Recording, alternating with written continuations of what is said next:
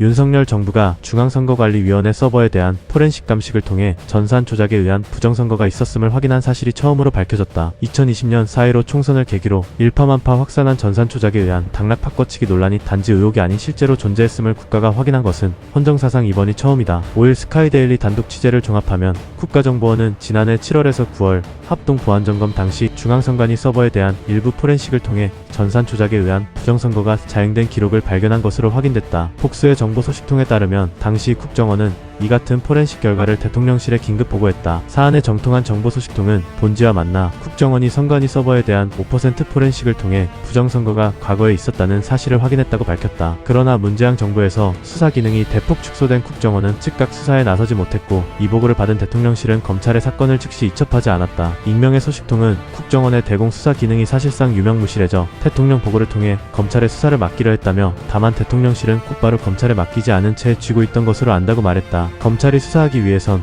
법원으로부터 압수수색 영장을 발부받아야 한다. 그러나 검찰이 압수수색 영장을 청구하더라도 법원이 가로막았을 것이라는 우려가 있었다. 현행 제도는 대법관과 각급 법원장이 중앙선거관리위원장과 시도선거관리위원장을 맡고 있으며 선거 부정 의혹 커넥션에는 법관들도 연루돼 있다. 지금까지 제기됐던 수많은 선거 부정 소송도 법원에서 번번이 기각됐다. 다만 계엄 시에는 법원의 영장 발부 없이 압수수색이 가능하다. 또 다른 소식통은 김규현 국정원장이 현직 시절 전직 정보기관장들과 회동하는 자리에서도 부정선거가 확인된 사실을 언급했다고 본지에 말했다. 이 소식통은 선관위 서버에 대해 포렌식을 일부 진행한 결과 과거 선거의 전산 조작이 확인됐다는 국정원 간부의 보고를 받은 김 원장이 즉각 대통령실에 보고했다고 동일한 사실을 교차 확인했다. 국정원은 이 사실을 뺀 채로 지난해 10월 10일 합동 보안 점검 결과를 언론에 발표하면서 선관위 전산 시스템의 해킹 가능성 등에 대해서만 중점 언급했었다. 한편 윤석열 대통령의 이번 비상계엄은 부정선거 수사와 관련이 있을 것이라는 관측이 나온다. 앞서 윤 대통령은 3일 밤 대국민 담화를 통해